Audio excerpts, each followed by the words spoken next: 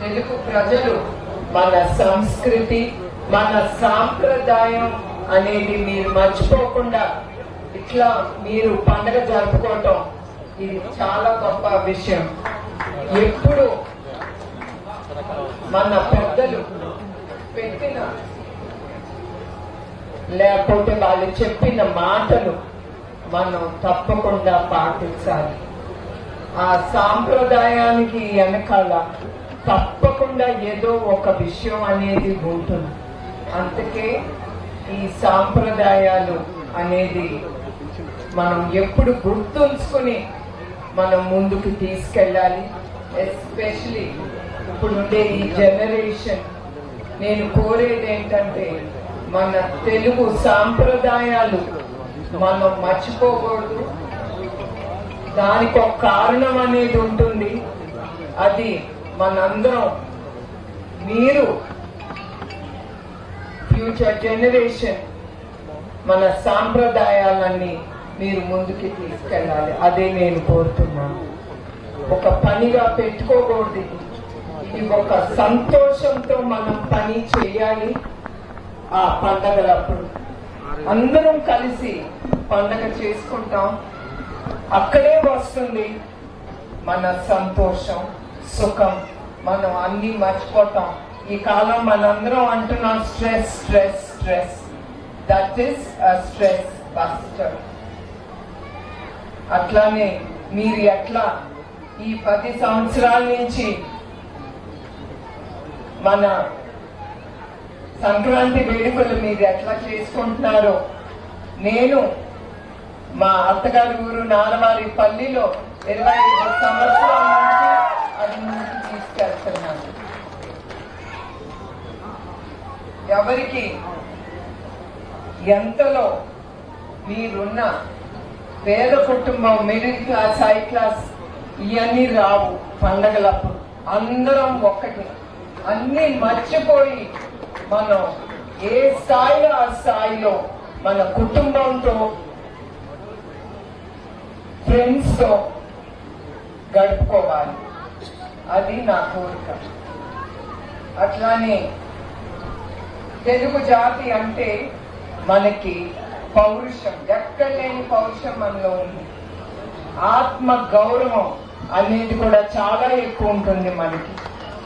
ఎందుకంటే 2023న జరిగిన ఒక ఘటనలో మళ్ళీ పౌరుషంతో మీరందరూ పైకి లేచి ఉద్యమించి మీరు మీకోసం పోరాడారు, మీ రాష్ట్ర కోసం మీరందరూ పోరాడారు. ఇది మళ్ళీ మనం జీవితంలో ఇవన్నీ చూడగలుగుతామో లేదు. నిత్యం ప్రజల కోసం శ్రమించే జీవి ప్రజల నాయకుడు చంద్రబాబు నాయుడు గారు. ఆయన అరెస్ట్ అయిన సమయంలో దేశ విదేశాల్లో, యావత్ ప్రపంచంలో, మన భారతదేశంలో ఎక్కడ తెలుగు వాడున్నా కూడా అతను లేచి బయటికి వచ్చి పోరాడారంటే వాళ్ళకి చంద్రబాబు నాయుడు గారి మీద ఉన్న నమ్మకం. అదే కాదు, ఆయన ఒక చిన్న విత్తనం వేశారు, అదే ఒక మహావృక్షం లాగా పెరిగి 10 మందికి, లక్షలాది మందికి జీవితాల్లో వెలిగించింది. అది ఆ ఐటీ రంగం. ఒకప్పుడు అందరూ, ప్రపంచం కూడా అంత ముందుకెళ్ళలేదు. ముందర మన భారతదేశంలో ఐటీ రంగం గురించి ఎవరు మాట్లాడలేదు. అది ఒక్క చంద్రబాబు నాయుడు గారు ఆలోచించి విజన్ 2020లో పెట్టి అది ముందుకు తీసుకెళ్లారు. ఇప్పుడు మీరందరూ సుఖ సంతోషాలతో ఉన్నారు. అదే ఆయన కోరింది, అదే ఆయన రాష్ట్రాన్ని అభివృద్ధి కోసం ఆయన తీసుకొచ్చింది, కోరింది కూడా. అట్లానే నేను ఇప్పుడు లోపలికి వస్తా ఉంటే నా నిజం గెలవాలి అనే ఆ మీటింగ్ గుర్తుకొచ్చింది. ఇట్లానే తెలుగుదేశం కార్యకర్తలు, మహిళా శక్తులు, వాళ్ళందరూ మేమున్నామమ్మా మీకోసం, నువ్వు ఏమి నిరుత్సాహం చివరి వరకు అని చూపించి నన్ను ధైర్యంగా ముందుకు తీసుకెళ్ళింది మా తెలుగుదేశం బిడ్డలు కార్యకర్తలే మా కుటుంబాన్ని ముందుకు నడిపించింది. అది ఎప్పుడు మా కుటుంబం మర్చిపోదు.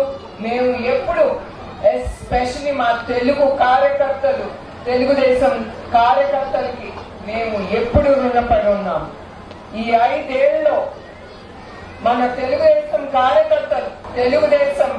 కార్యకర్తలు కానీ మన తెలుగు జాతి ప్రజలు కానీ చాలా ఎదుర్కొన్నారు. ఎస్పెషలీ కార్యకర్తలు వాళ్ళ జీవితాల్ని కూడా వాళ్ళ అడ్డం పెట్టి మన తెలుగుదేశం గెలవాలని, మన తెలుగుదేశం జెండా పైకి ఎగరాలని వాళ్ళ జీవితాలు కూడా అర్పించారు.